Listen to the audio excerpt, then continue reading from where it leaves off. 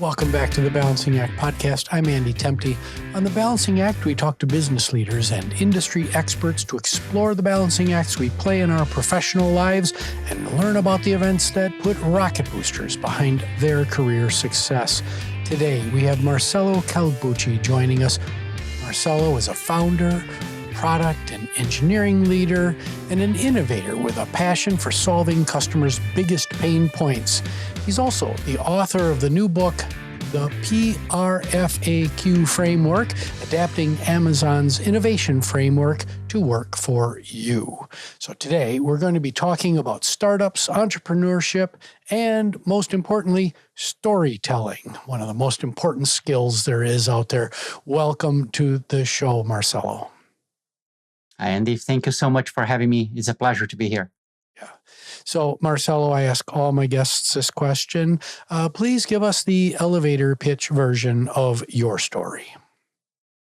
Yeah, like you mentioned, I've been involved in tech since I was a teenager. I have a computer science degree, and I always loved software and to build products with software. I work at Microsoft. I spent 18 years founding and working at startups. I work at Amazon, and more recently, I became an author. So that is the elevator pitch. And you came to the U.S. from Brazil. We talked about before the show. That's right. Yes, I got my computer science degree in Brazil, and Microsoft, late 90s, was growing very fast and start recruiting students from other parts of the world and brought them here. That's how I end up here in the U.S. Excellent. Just wanted to tie up that thread for our listeners. So, Marcelo, if you had to pick one event in your life that was just a key accelerant for your career, what's that moment? Yeah, I would say it's definitely when Microsoft decided to hire people in Brazil. It was a new type of hiring they were doing. They only hire people that apply to jobs in the US. And it was hard to find enough computer scientists and software engineers. So I don't know why they picked Brazil first, but it was the first country they went to. And I interviewed there, and they brought me here. So that completely changed the trajectory of my career. Excellent. Well, let's start with the basics. Your career started at Microsoft as a software design engineer. Tell us more about your journey from building software within one of the world's largest tech companies to then going off and starting your first business. So tell us about that journey of entrepreneurship, and what's the hardest thing that you had to overcome going from a large company to entrepreneur? Yeah, so I think like many other people, I had an entrepreneurial itch because I came from a family of entrepreneurs, not software or tech entrepreneurs, but my mom had a PR agency. My uncle had a very large insurance agency. My grandfather had a factory and a farm. So they were their own bosses, and they were building value to society. And while at Microsoft, I always had new ideas for new products. And when you have a new idea, you're young, you go and you tell your VP, you tell your director, and they hear you, they listen to you, but they don't do anything with it. And at one point, I realized, this is not going to be the place that I'm going to be able to fulfill that innovation need that I have. And so I decided to leave and become a founder. And this was 2004, which was a very hard year to start a tech company. If you recall, between 2002 and 2005, the world of tech was basically dead. After the bubble burst, right. There was very little happening. So I think it was an interesting moment for me. And you also asked what was hard about some of this transition.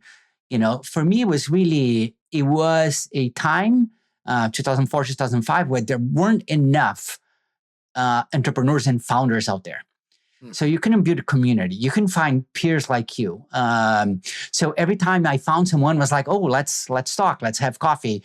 But we were so few and far in between, right? So that was a very big challenge for me. Yeah.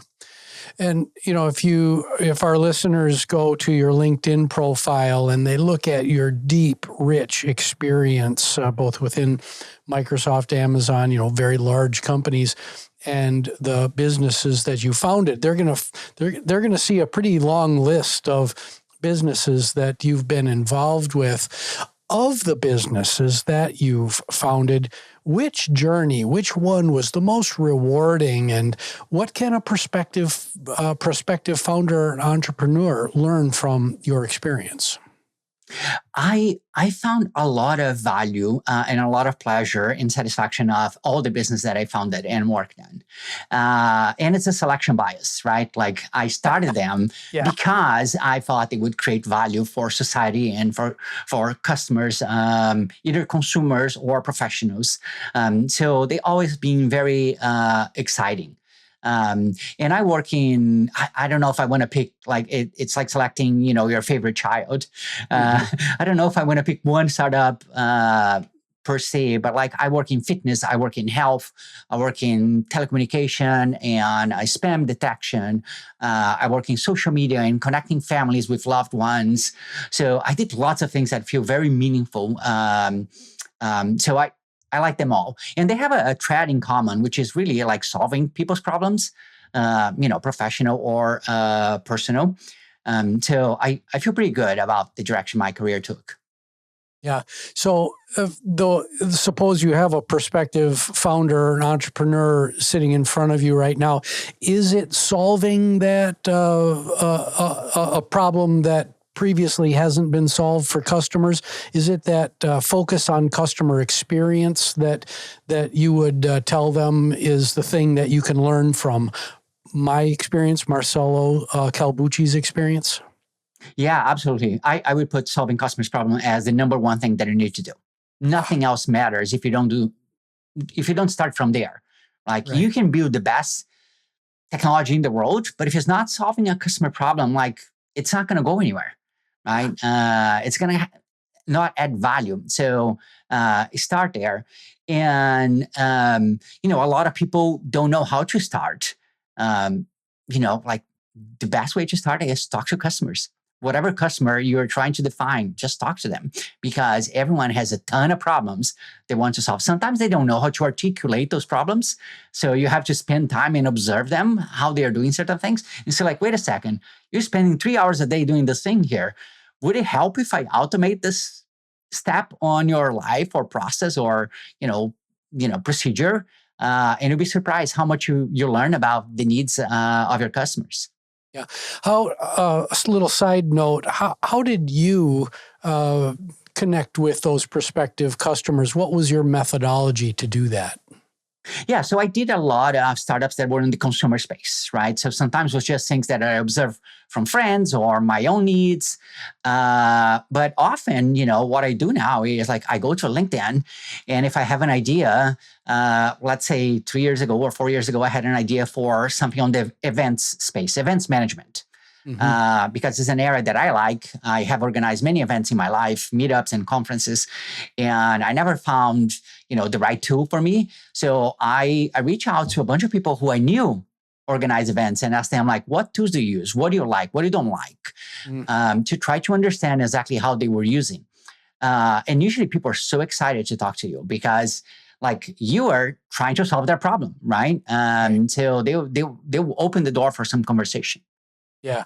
Well, I think you're pointing out a very important lesson for everybody in the world of business, but specifically entrepreneurs, which is build your network, those relationships that you develop throughout your life. You never know when they're going to be valuable. And so having a broad, diverse network that you can tap into is really an entrepreneur or founder's superpower. So thank you for pointing that out. Yes. Now, let's continue with this startup mentorship theme. Looking at your history, you spent 7 years as a mentor for Techstars and 5 years as an advisor for the South by Southwest Accelerator. So, for those listeners who don't know what Techstars and South by Southwest Accelerator are, they're basically these incubators for new businesses. So, Marcelo, with that background, suppose you have a prospective entrepreneur or founder sitting right in front of you right now. What's the primary pro, and then conversely, the primary con of engaging with an accelerator or incubator program? Yeah, that's right, Andy. Like you mentioned, probably the most famous accelerator program out there is the Y Combinator, based in San Francisco, which more than 400 companies, participate every year. So as a founder, you join that program and you get some cash, some mentorship, some access to other people. These programs have evolved a lot over the last decade. It's very different than what it was like in 2010s. Back then, the biggest value that you would get was access to mentors, which are experts and folks in the industry that already have been successful, CEOs, CTOs, CPOs, and investors. But today, it's so much easier to do that. You can reach out to someone on LinkedIn and possibly they might respond to you. So the value of accelerators have shifted. What has not changed is the idea of having a cohort of your peers. Remember when I mentioned when I left Microsoft, I was doing my first startup, I didn't have enough peers like me that were at the same stage of their journey. And this is what accelerators do really well. You're going to meet 10, 20, 30 people who are the exact same stage as you. And they're going to tell, well, I tried this and it worked or it didn't work. And you accelerate your own learnings because you're sharing and observing how others are doing. So I would say that is the biggest pro, and it's worth it. I do think it's worth it. The biggest con, a lot of people are going to say that accelerator takes too much equity from the company. Sometimes it's 6, 7, 11% in exchange for some cash that they give to. I don't think that is a big deal, to be honest, right? If your company is worth 10% more because you participate in an accelerator, you already offset that 10% equity cost. Right. What I do think people need to open their eyes, and this is not only about accelerator, it's also about the venture capitalists and angel investors and any type of external stakeholder, is that most of the interests are aligned, but they are playing a portfolio game. They are betting many companies at once, 10, 20, 30, 100 companies at once, right? And you are betting one company. Right? So you have to think how that impacts their feedback and their advice to you and how you should do things. So I'll give you an example. Imagine that you're going to sell, you have an offer to buy your startup for $20 million, right? And you own 80% of your startup. That would be $16 million that you would receive. That sounds like meaningful amount of money for most people. Right? For a VC, it might not be because they don't want $4 million back. Right. Right? They want much more than that. So their advice is continue, build something bigger. Let's take more risk. So that's where things might get misaligned sometimes. Yeah. So really pay attention to that alignment. But going back to the pro that you indicated, though I totally agree that peer-to-peer networking and being in it, in quotes, with a bunch of folks who are in the exact same place that you are. I visited a few incubator facilities. I remember being out in Portland, Oregon, visiting one, and man, oh man, there's a beer keg over here. There's the kitchen is over there. There's offices all around, and everybody's just working together at all hours of the day and night. It was a very energetic environment. Now you don't always have to have beer, but that it's that camaraderie that Yes. that the incubator can give. Would you agree? Yes, it's very intense.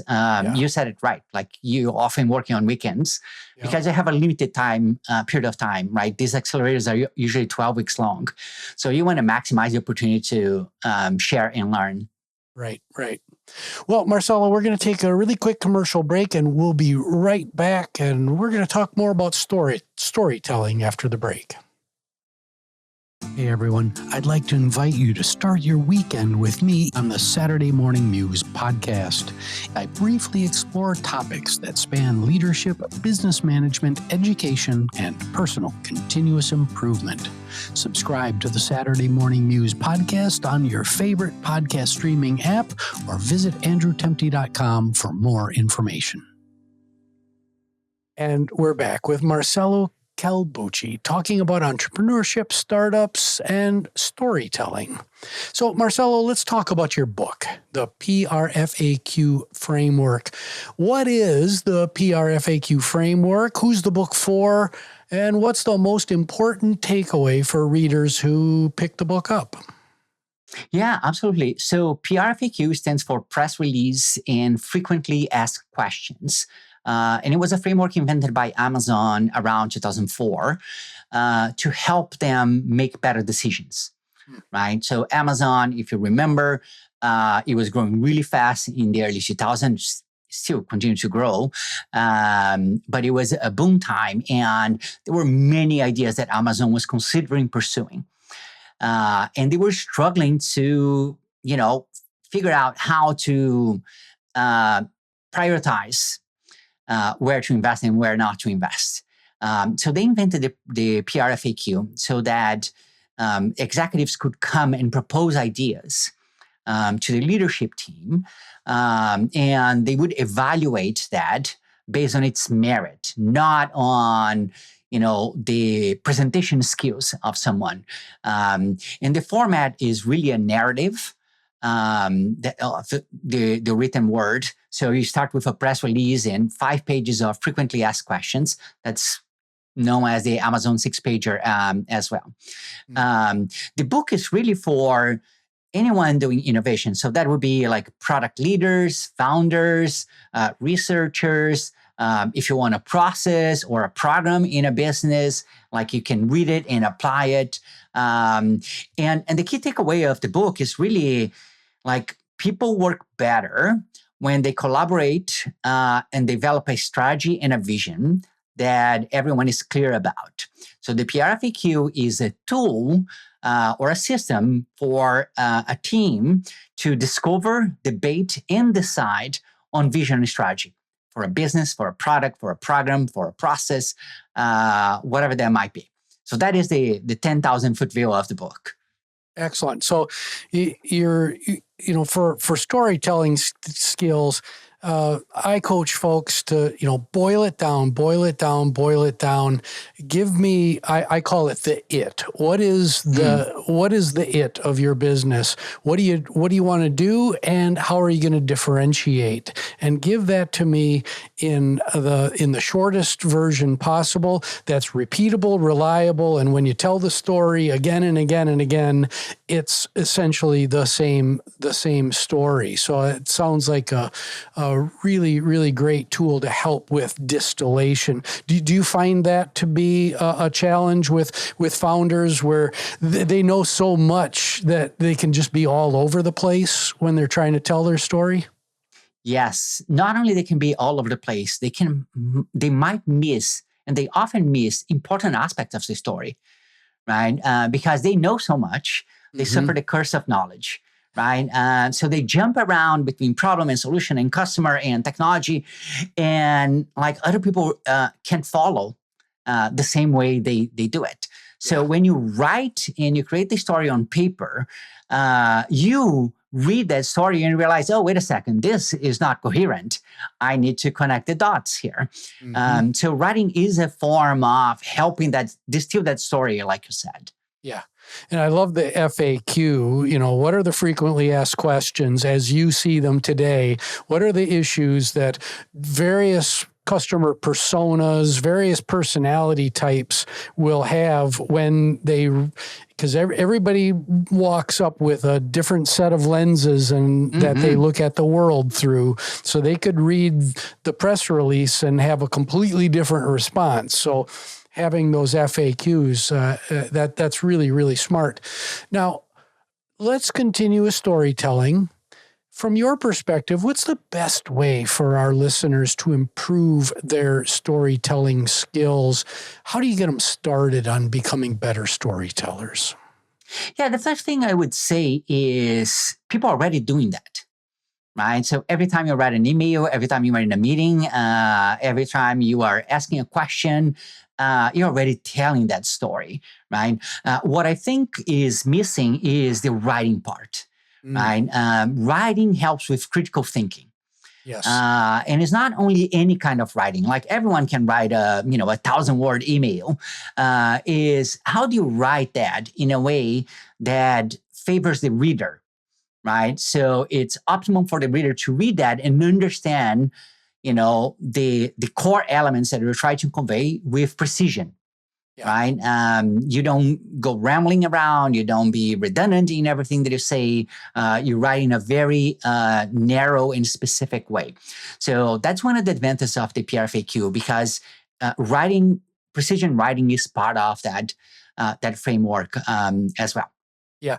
Writing, I love what you said, writing with the audience in mind, because a lot of times we write for ourselves and, I can understand what I'm writing here, but you're not thinking about who the recipient is and how they process information. So having the needs of the audience in mind is also really smart. So Marcelo, I know you have a coffee mug there.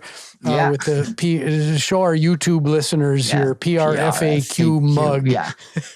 The power of branding. Nice. Yes. Yeah. So Marcelo, what have we not talked about today that you really want to ensure that our listeners take away from this conversation? Yeah, I think we are living a world where everyone believes that short messages, short clips, bullet points on slide decks is how we go about doing things. And I think we're missing a lot if you don't think about narratives more deliberately, right? Because it not only helps you think critically, when you write, it helps you articulate ideas better. Right? Like that writing bounces back to you and you know how to explain story better. And in business, like if you can't articulate what you're trying to do and your idea to your team that is going to help you execute that, you're probably not going to get the outcome that you expect. So articulation is very important. And the last piece of it, writing doesn't have to be done alone. Right? Like you can and you should involve more people in writing those FAQs, in writing parts of your document. Instead of saying like, here, what I wrote, enjoy it, is more like, I want feedback on what I wrote and be open to that feedback, right? And improve that document or what proposal that you're doing until you get to a point that like everyone that you want to be involved has been involved. So you don't have to sell back to them because they were part of the creation process. Yeah. No, you and I knew I wanted to talk to you today for a reason, and it's now apparent. So for our audio only listeners, I'm holding a pencil in my hands, and I feel very strongly that you're able to tell a story much more coherently when you make the time to get out a physical piece of paper, not your keyboard and your computer, a physical piece of paper, and you use this beautiful connection that we have between our hand and our brain. Just something magical happens there as it relates to critical thinking and coherence of a story. You use the word bounce back, that it bounces back and forth a lot more between when it's the pen is in your hand and you're physically writing. Would you agree? That's right. That's absolutely right. And that's one of the dangers of AI as well, Andy. Like if the AI is doing the strategic thinking for you, you're missing a lot. You might even read something that sounds cohesive, but it might not be the right thing to do. And like you don't feel an attachment to it. So you're not going to be able to articulate the same way if you had created it. Yeah. All right, Marcelo, I want to go to our lightning round questions. A little bit of fun in the show. I'm going to give you 3 lightning round questions. The first one, if you're ready. I'm ready. Excellent. You just won $100 million lotto jackpot, but there's a stipulation that 50% of your winnings go to one philanthropic organization or a cause. Who do you pick as the recipient? I would pick UNICEF, which is an organization that takes care of food, medical care, and education for children in need. I think we live in a society that is very rich. There is no reason that any child should be hungry or not have access to education in this day and age. Excellent. Thank you for that. Question number 2, I give you access to a time machine and you can send a message to an earlier version of Marcelo Calbucci. What's the message and what previous version of yourself do you send it to? Yes, I would send to teenager Marcelo, and it's something that you already mentioned, Andy. I would say don't underestimate the compounding value of building a network of people around you, of building community and building knowledge. The more knowledge that you acquire, the more knowledge, it grows exponentially. And same thing with community and people around you. It's so important. Yeah. Oh, I have a lot of guests that send messages or want to send messages to teenage versions of themselves. A lot of them are, it's going to be okay.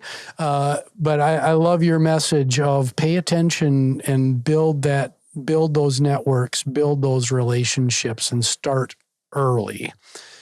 So last question, we are all works in progress. What are you focused on right now in your personal journey of growth? Yeah, so one of the reasons that I decided to write a book is because I was really curious about what it takes to write a book. Right? So I was learning about the process, learning how to teach people what I knew, also learning how to publish a book. And now I'm learning how to promote a book, right? Like going to podcasts and writing articles and trying to figure out. And it's a fascinating world. I didn't know much about it, and I'm really enjoying it. Yes, I have written 2 books, and it is a beautiful, maddening, frustrating, incredibly rewarding process. And I appreciate and congratulate you for writing the PRFAQ framework. Where can folks learn more about you, and where can they pick up the book? Yeah, the easiest way is go to Google and search for PRFAQ book. Probably going to be the first result there. And I have a website that people can find where to buy the book on Amazon and other places as well. Very good. Well, Marcelo, it's been a pleasure getting to know you, and thank you so much for your contributions to our listeners today. Thank you for having me. Excellent. My name is Andy Temte. This is the Balancing Act podcast. You can find the show on all the major streaming services as well as out on YouTube. Please like, subscribe, rate, and most importantly, share this public good with your friends and your colleagues and your neighbors and your family for that matter. The show is produced by Nicholas Temte. We'll see you next time on the Balancing Act.